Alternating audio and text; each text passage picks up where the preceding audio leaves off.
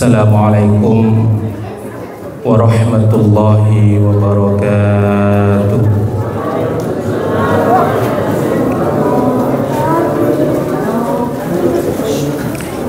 Alhamdulillah,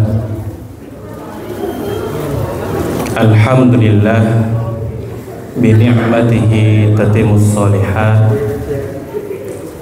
Asyhadu an la ilaha illallah wahdahu la syarika lah, wa asyhadu anna Muhammadan abduhu wa rasuluh. Allahumma salli wa sallim wa barik ala sayyidina wa maulana Muhammadin wa ala alihi wa ashabihi ajma'in, amma ba'du.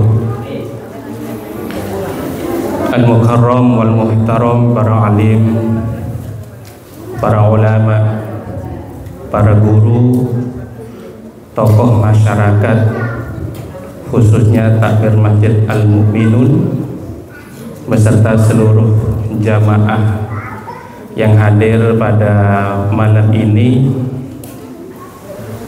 Alhamdulillah, puji dan syukur senantiasa kita panjatkan kepada Allah Subhanahu wa ta'ala karena nikmatnya, karena rahmatnya, karena kasih sayangnya, karena cintanya, dan karena segala kenikmatan yang Allah berikan kepada kita hingga saat ini kita duduk dengan tujuan at-ta'lim, belajar. Mudah-mudahan setiap langkah kita yang kita langkahkan dari rumah dengan niat ibadah kepada Allah, ini merupakan bentuk syukur kita kepada Allah Subhanahu wa ta'ala, dan dari syukur itulah Allah tambahkan nikmat kepada kita berupa nikmat sehat, berupa nikmat sempat, berupa nikmat yang terkadang banyak sekali nikmat yang Allah berikan kepada kita, namun dari banyaknya nikmat itu sampai kita nggak tahu nikmat yang mana yang belum Allah berikan. Sampai-sampai Allah berfirman, wa in ta'uddu ni'matallahi la tuhsuha. Dan seandainya engkau menghitung nikmat Allah, maka gak akan ada puncaknya. Mungkin kalau kita punya harta ada hitungannya, punya tanah ada meterannya, punya mobil ada harganya, punya uang ada nominalnya. Tetapi nikmat Allah ini sama sekali kita tidak bisa menghitung-hitungnya. Kalau toh seandainya malam hari ini kita duduk di sini, usia kita sudah 60 tahun, berapa lama kita diberi nikmat oleh Allah Subhanahu wa ta'ala berupa nafas, berupa mata, telinga, nikmat mengecap, nikmat merasa, nikmat mendengar, bahkan nikmat tidur. Berapa banyak? Kalau kita ingin menghitung nikmat Allah, maka kalimat alhamdulillah ini adalah kalimat pamungkas yang berada di dalam Al-Quran, khususnya di dalam surah Al-Fatihah sebagai pembuka Al-Quran, menunjukkan bahwa alhamdulillahi rabbil alamin. Al ini menunjukkan tidak ada lagi yang patut untuk dipuji kecuali Allah Subhanahu wa ta'ala.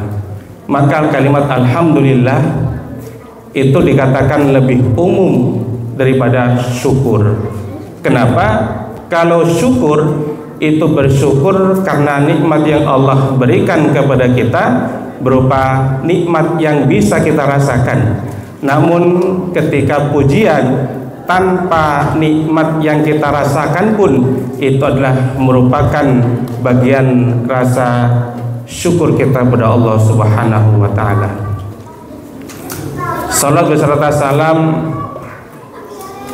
senantiasa kita hadiahkan kepada baginda Nabi Muhammad sallallahu alaihi wasallam yang mungkin pada malam hari ini karena perjuangan Nabi Muhammad kita bisa duduk dengan tenang. Bagaimana perjuangan Nabi Muhammad, awal-awal beliau mendapatkan wahyu, mendapatkan tantangan yang sangat luar biasa yang mungkin kita nggak akan mampu untuk membayangkan saja nggak mampu apalagi mengalaminya.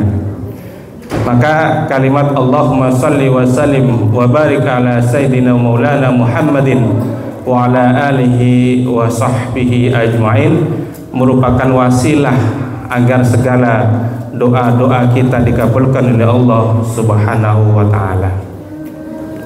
Jamaah rahimakumullah, alhamdulillah kita bersua kembali, berjumpa kembali di keadaan yang sehat walafiat malam tanggal 1 Zulhijjah. Betul nggak? Ya.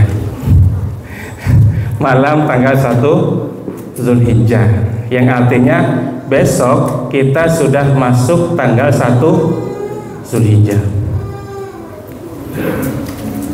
Ketika masuk tanggal 1 Zulhijjah, apa yang ada pada benak kita? Pasti ibadah haji. Besok kloter terakhir dari Balikpapan. Mungkin sebagian dari tetangga kita sudah berangkat duluan. Ya, seperti itu ya. Sebagian juga mungkin berangkat besok terakhir. Bedanya berangkat haji sama berangkat Jumat di situ. Kalau berangkat haji berangkatnya terakhir, pulangnya terakhir. Kalau Jumat berangkat terakhir, pulangnya duluan. Nah, itu bedanya. Makanya pahalanya juga beda. Baik jamaah rahimakumullah, mengingat ini merupakan bulan yang sangat mulia. Meskipun dari seluruh bulan itu juga mulia, tapi ada beberapa bulan yang dimuliakan. Di antaranya saat ini adalah bulan Zulhijjah. Sebagian umat Islam melaksanakan ibadah haji, yang sebagian lagi Allah perintahkan untuk berkurban. Perintah haji itu di dalam Al-Quran, wahijjul baiti man istata'a ilaihi sabila. Ada kalimat istata'a ilaihi sabila, yaitu bagi orang yang mampu dalam segala hal, finansial mampu, kesehatan juga mampu.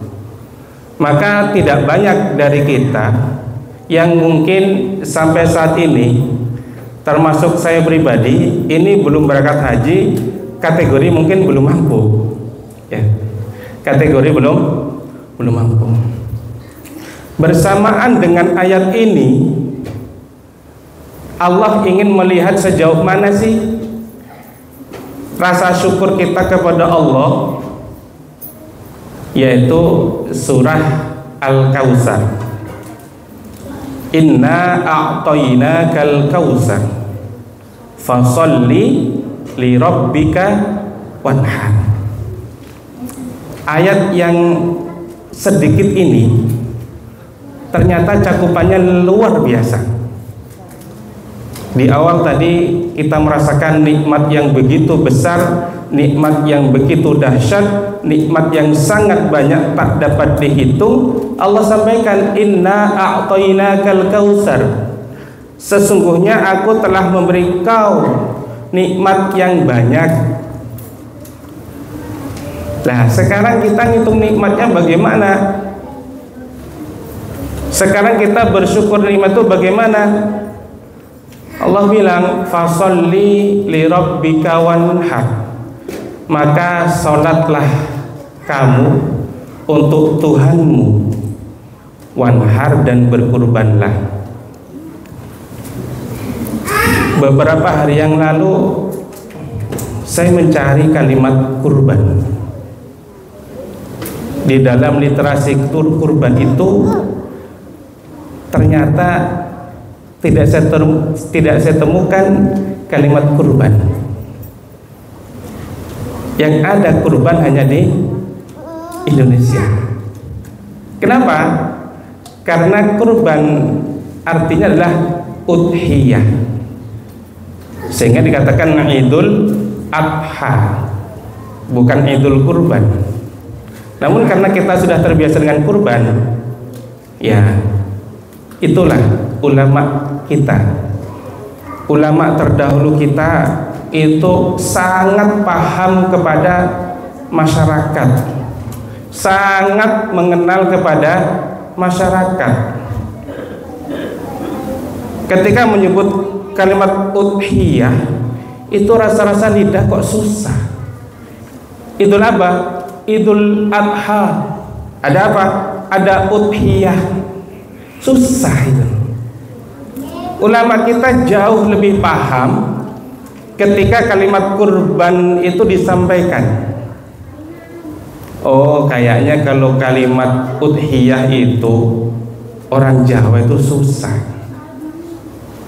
orang Madura susah, orang Sunda susah. Ya, carilah kalimat yang mendekati kan itu apa? Kurban, yang artinya koroba. Lah ini kaitannya kemana? Koroba itu artinya dekat. Kalau kita melihat dari segi makna. Lah ketika kalimat koroba itu dekat, ulama kita mengatakan bertakorrub. Apa takorrub? Mendekatkan diri kepada Allah. Dari kalimat mana? Fasholli li rabbika wanhar. Sampai saat ini ketika disebut kalimat wanhar dan berkurbanlah, itu kayak kok berat gitu ya. Sudah sapi dibagi 7 itu masih berat itu ya. Setahun cuma sekali itu masih berat. Sampai bilang lebih utama mana kurban sama bayar hutang? Nah, coba bayangkan, kurban yang menjadi perintah ditentangkan dengan lebih utama mana bayar hutang dengan kurban ya Ustaz? Susah jawabnya. Kurban itu sudah ada perintah, bayar hutang hukumnya wajib, tetapi kurban sunnah muakkadah yang sangat dianjurkan. Tapi kalau nggak punya hutang kan nggak ada kewajiban bayar hutang. Siapa suruh ngutang? Kan ya. Sampai-sampai hukum itu seakan-akan dibuat guyonan gitu. Hutangku banyak, terus masih disuruh kurban. Loh, kaitannya apa antara hutang dengan kurban? Ada yang nanya, Ustaz, apa lebih utama antara akikoh sama kurban? Lah ini apa lagi pertanyaannya? Kan saya belum diakikohin. Ya nggak ada kaitannya antara akikoh dengan kurban. Ayatnya berbeda. Ustadz, bagaimana kalau dengan orang tua? Lebih utama mana berbuat baik kepada orang tua dengan kurban? Padahal kurban setahun sekali, itu pun harganya nggak mahal. Kalau dibandingkan dengan nikmat yang setiap hari kita terima dari Allah, jauh. Kita lihat di spanduk kurban 1/7 3.500.000. Wow, mahal. 1 tahun sekali 3.500.000 itu kita bilang mahal. terus Allah ngasih kita nikmat berhari-hari, nikmat berjam-jam, setiap menit, setiap detik yang Allah berikan nikmat kepada kita, pernahkah Allah bilang itu mahal nikmatku? Sekarang Allah bilang, fasholli li rabbika wanhar, salatlah dan kurbanlah, masih kita nawar mahal. Jangan-jangan memang perlu kita buka hati kita sedikit. Kalau hanya 3.500.000 itu mahal, lantas setiap hari kita makan apa? Katakanlah orang Balikpapan itu kan dikatakan luar biasa ya. Bahkan menurut survei, kota Balikpapan itu adalah kota metropolitan yang bisa jadi warganya nggak ada yang miskin. Kenapa bisa seperti itu? Buktinya di mana-mana yang namanya angkringan nggak ada yang sepi. Di mana-mana yang namanya mall nggak pernah sepi. Ini menunjukkan bahwa Balikpapan itu orangnya itu kaya-kaya. Nah, ayo jamaah kita buka hati kita. Allahnya sekali, dan itu pun berupa sapi, berupa kambing, berupa unta. Bagaimana perasaan Nabi Ibrahim ketika diminta anaknya? Coba. Dan apakah kita yakin kalau tahun ini kita nggak ikut kurban, tahun depan bisa kurban? Atau sebagian dari kita nih, tahun kemarin ketika melihat sapi disembelih, hati kita bergetar, ya Allah, mudah-mudahan tahun depan saya bisa ikut kurban. Tahun kemarin berdoa seperti itu, sekarang udah saatnya masih ngeluh, ya Allah, kok harta nggak cukup ya? Ya nggak ada niat, niatnya hilang di jalan. Padahal kalau kita hitung-hitung, berapa sih yang harus kita sisihkan tiap bulan? Berapa sih yang harus kita sisihkan setiap hari? Seberat apa sih kurban itu sebenarnya? Padahal Allah minta cuma sekali loh. Allah tidak minta tiap bulan. Allah tidak minta 6 bulan sekali.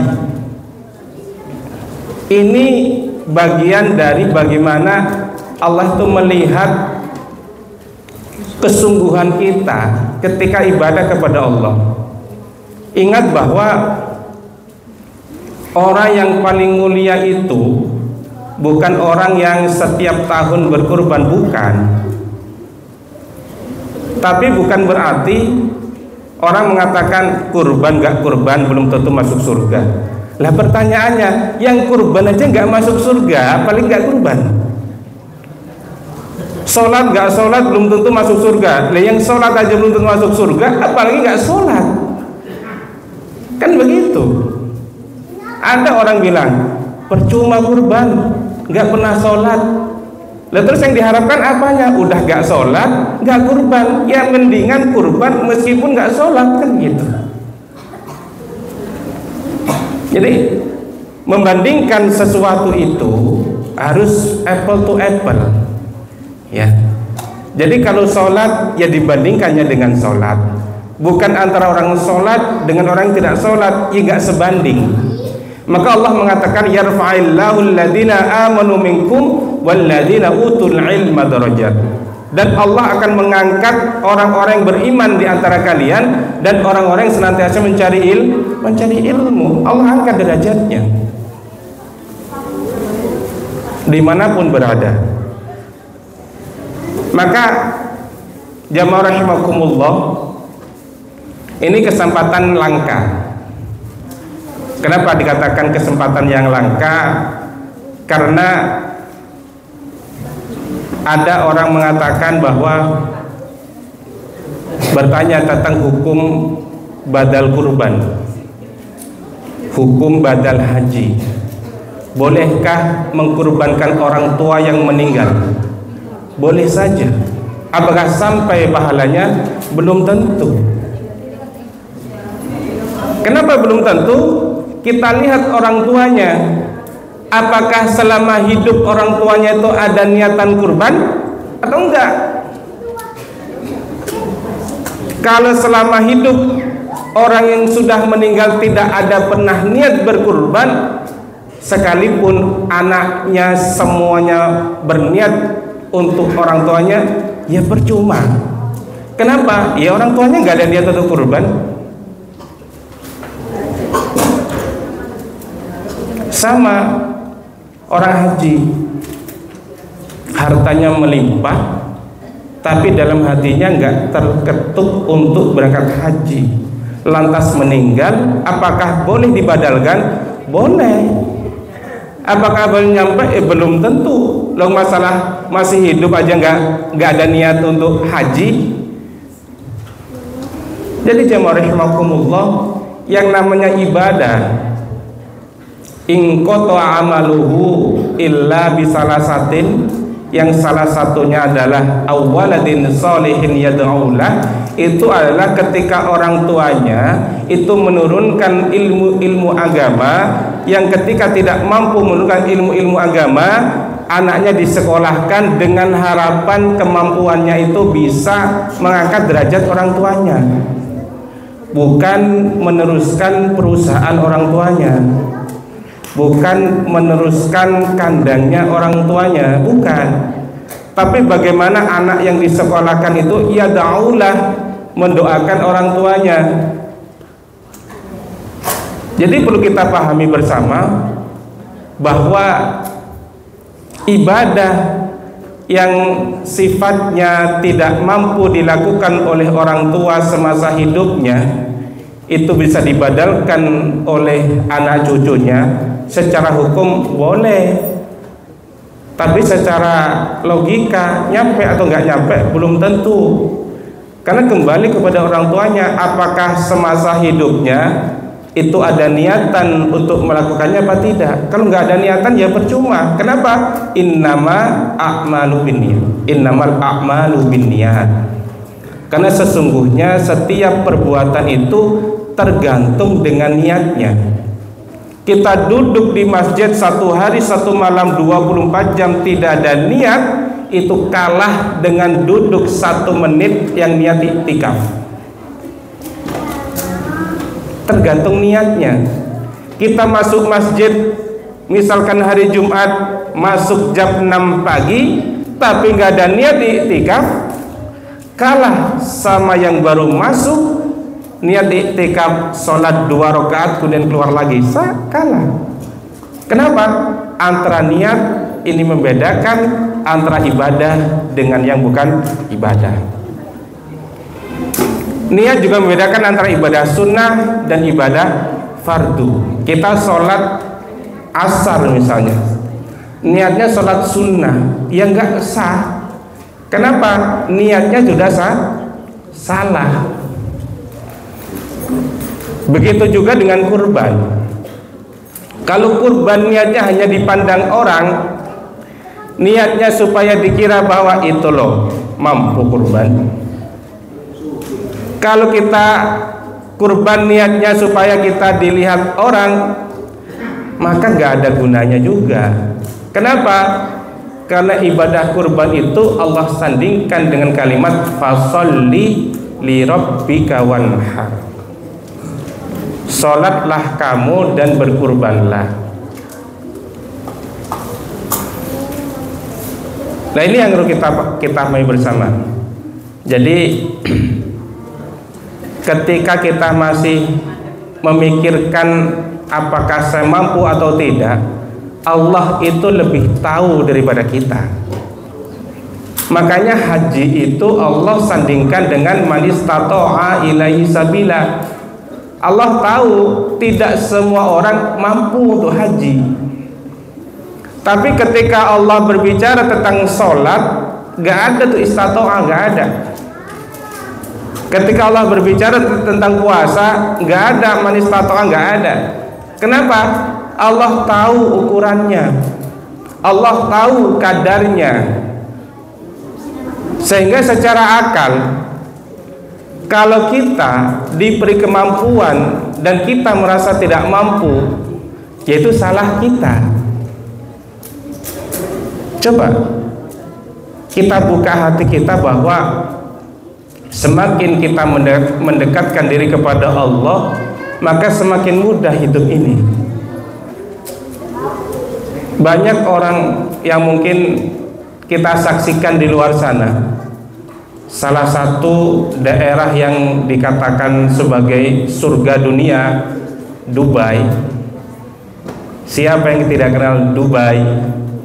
Ya, yang di mana-mana itu serba enak. Tapi ternyata di sana banyak orang bunuh diri. Kenapa? Karena nggak dekat sama Allah. Sedikit masalah langsung ngeblank, otaknya nggak berkembang. Tapi kalau tentang teknologi, kalau perlu bumi mau dilipat gandakan, itu teknologinya. Tetapi ketika teknologinya itu berbenturan dengan Allah, kemudian otaknya itu tiba-tiba ngeblank. Yang terjadi, dia bunuh diri itu berpikir itulah jalan terbaik. Nggak nyampe otaknya itu. Makanya kalau kita dekat kepada Allah, itu nggak ada hidup itu susah. Kenapa? Ya karena Allah sudah jamin. Allah sudah jamin segala kebutuhan kita. Ya. Allah sudah siapkan segala kebutuhan kita. Maka dalam surah Al-Fatihah dikatakan Alhamdulillahi Rabbil Alamin. Segala puji bagi Allah Rabbil Alamin, yang menguasai alam semesta. Ketika manusia diciptakan, Allah sudah siapkan yang dibutuhkan manusia. Allah siapkan yang diperlukan manusia. Manusia butuh makan daging, Allah ciptakan sapi, onta, ayam, kambing. Yang halal sudah diperbolehkan. Kenapa masih cari yang haram? Ya. Ini perlu kita renungi bersama. Setiap ayat di dalam Al-Quran memiliki makna-makna yang tersirat, yang harus benar-benar kita taklim, kita belajar. Kalau kita hanya baca sendiri, itu khawatir sedikit nyeleweng. Kenapa? Karena yang kita baca itu memiliki banyak interpretasi, memiliki banyak pemahaman. Apalagi Al-Quran itu sendiri diturunkan dalam bahasa Arab, yang mana bahasa Arab itu sendiri memiliki multi makna. Bahasa Arab itu memiliki makna yang sangat luas, sehingga karena luasnya bahasa Arab itu, Al-Quran itu memiliki tafsir yang berbeda-beda. Ada ribuan tafsir yang menafsirkan kalimat Alhamdulillahi Rabbil Alamin. Oleh sebab itu, belajar dan terus belajar. Allah akan meninggikan derajatnya. Dengan orang belajar, disitulah kita akan kenal Allah. Oh ternyata begini ya cara Allah untuk mencintai hambanya. Oh begini ya cara Allah untuk menguji hambanya. Oh seperti ini cara Allah untuk menegur hambanya. Dan banyak sekali hal-hal yang bisa kita kaitkan dengan apa yang Allah berikan kepada kita. Terkadang kekayaan yang kita miliki itu bisa jadi nikmat, bisa jadi cobaan, bisa jadi fitnah, bisa jadi siksa, bisa dan sebagainya. Itu baru harta kekayaan yang Allah berikan, itu bisa jadi sesuatu yang membuat kita jadi bingung. Punya motor satu, bingung pengen beli lagi. Sudah punya dua, bingung taruh di mana, takut dicuri orang. Jadi harta yang dimiliki bukan untuk melindunginya, justru membuat dia semakin takut akan kehilangan harta itu. Kenapa? Kurang dekat dengan Allah. Apa yang bisa menghentikan ini semua? Kerakusan, ketamakan, kekhawatiran itu hanya bisa dihentikan ketika sudah kalimat inna lillahi wa inna ilaihi raji'un. Sebanyak apapun harta yang kita tumpuk, kalau sudah inna lillahi, ya inna lillahi, itu milik Allah. Kita ke kuburan punya sapi 100, nggak ada ikut masuk tuh sapinya. Kita punya mobil 10, kita mati nggak ikut ke kuburan mobilnya. Ya kalau anak cucu kita kemudian menjual mobil niat sedekah untuk orang tua, bersyukur. Tapi kalau anak kita ditinggal kemudian warisannya dibuat rebutan, lupa saya yang meninggal, belum 7 harinya sudah anak-anak cucunya sudah rebutan harta warisan. Lah kita yang sudah dikubur mau bangun kayak mana? Mau bangun ngasih tahu, mau nasihatin yang sudah meninggal? Nggak bisa. Nah inilah perlunya kita saling belajar bersama. Ya, perlunya saling belajar bersama, sering menasihati. Karena pada akhirnya kita akan kembali kepada Allah. Dan ketika kita kembali kepada Allah, itu semua yang pernah kita lakukan, semua yang pernah kita simpan, semua yang pernah kita perjuangkan, itu akan dipertanyakan. Punya harta banyak, kenapa nggak kurban? Punya harta banyak, kenapa nggak haji? Sudah kurbannya kenapa sombong? Jadi banyak pertanyaannya. Maka ada 4 golongan. Yang pertama adalah sa'idun. Orang yang di dunianya hidupnya seneng, di akhirat juga seneng. Kenapa? Karena ketika hidup di dunia hartanya banyak, mudah sedekah, suka menolong, tidak pamrih, tidak ingin dipuji, karena dekat dengan Allah. Ada yang sa'idun wasaqiyun, hartanya banyak, melimpah, nggak pernah sedekah, sakiyun, di akhirat nggak ada kebahagiaan tuh, penyesalan adanya. Ada yang sakiyun wasa'idun, di dunia hartanya nggak banyak, cukup untuk makan keluarga, tapi ibadahnya nggak pernah putus, selalu bersyukur, maka sa'idun fil akhirah, bahagia di akhirat, karena selama ini yang dilakukan adalah untuk kebahagiaan akhirat. Dan yang paling nelongso adalah golongan yang terakhir, saqiyun wasaqiyun. Udah di dunia ini nggak punya harta, nggak punya apa-apa, nggak pernah beribadah, nggak pernah bersedekah, lantas nanti di akhirat apa yang mau diminta kepada Allah? Maka jamaah rahimakumullah, mudah-mudahan kita adalah bagian pertama, yaitu sa'idun fid dunya wa sa'idun fil akhirah. Kita bahagia ada di dunia, kelak kita bahagia juga di akhirat. Bahagia di dunia dengan cara selalu ingat kepada Allah Subhanahu wa taala, ingat atas nikmat-nikmat Allah sehingga kita mudah untuk mengembalikannya kepada Allah Subhanahu wa taala. Ketika hanya Allah minta sedikit lantas kita tidak mau memberikan, terus kita meminta banyak kepada Allah, padahal setiap hari kita selalu berdoa, ya Allah berikanlah kelancaran rezeki, ya Allah mudahkanlah urusan, ya Allah jadikanlah keluarga sakinah mawaddah warahmah, ya Allah jadikanlah anak-anak yang soleh dan soleh, ya Allah. Banyak mintanya, tapi ketika Allah minta fasholli li rabbika wanhar, ya Allah nggak mampu. Nah, kita mintanya banyak, tapi ketika Allah bilang fasholli li rabbika wanhar, kita jawab nggak mampu ya Allah. Imbang nggak? Padahal kalau kita mau mengeluarkan sedikit saja harta kita untuk Allah, Allah akan ganti dengan lebih besar. Ketika kita menginfakkan sedikit harta kita untuk Allah, Allah ganti yang lebih banyak.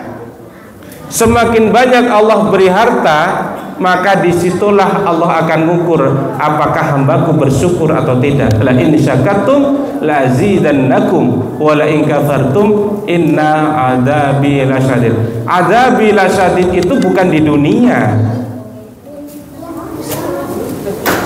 Adzabi lasyadid itu adalah ketika sudah di akhirat, sudah dikasih nikmat banyak bertumpuk-tumpuk. Tapi kenapa ketika Allah minta untuk sedikit berbagi itu susah? Nah, ayo jemaah rahimakumullah, mari di kesempatan yang berbahagia ini jangan takut Allah nggak ngasih, jangan takut untuk tidak makan. Kalau kita tidak makan, gampang caranya. Sering datang ke kajian, ini kasih kue, insya Allah makan, dikasih air, insya Allah minum. Apa sih nggak ada? Rumah Allah itu sudah dijamin. Kalau Allah sudah menjamin, kita nggak perlu khawatir. Kita lihat burung di sangkar, burung di sangkar nggak kemana-mana, tapi pasti dia makan. Padahal dia nggak keluar dari sangkar, dia nggak kerja, pasti makan. Kalau udah dijamin yang punya burung. Sama dengan kita, kalau kita dekat dengan Allah, nggak perlu khawatir, pasti dijamin, nggak begini enggak. Hanya saja kekuatan keyakinan itulah yang akan menjadikan bekal kita. Kuat nggak iman kita? Kuat nggak keyakinan kita? Kuat nggak husnudzon kita kepada Allah Subhanahu Wa Taala?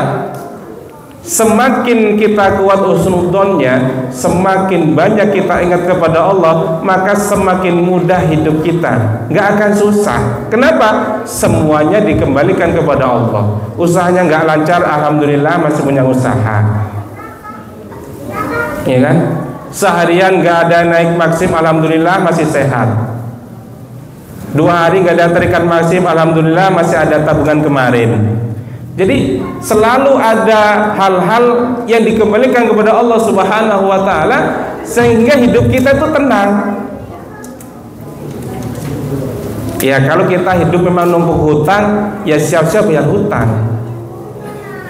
Tetapi kalau kita hidup numpuk tabungan, ya siap-siap untuk memanen tabungan itu. Tergantung usia kita seberapa lama di dunia ini, kita hitung sendiri. Meskipun ya nggak ada yang tahu apakah yang muda duluan, apakah yang tua duluan, atau tua dan muda bersamaan, ya nggak ada yang tahu. Itu usia. Selama usia masih ada dan usia itu masih melekat, ayo setiap kesempatan-kesempatan kita maksimalkan.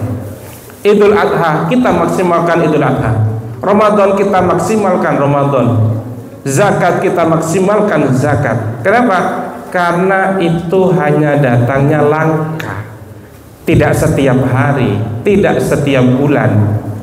Sehingga kita maksimalkan yang ada dengan harapan mudah-mudahan dengan kita memaksimalkan ibadah, Allah jamin hidup kita, Allah jamin hidup keluarga kita, bahkan Allah jamin kita masuk ke surganya. Allahumma amin. Baik, demikian yang bisa saya sampaikan.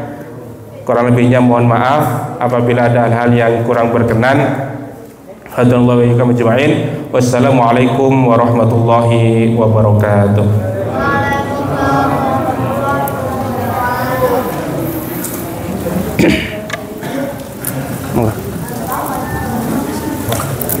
Oh, siap.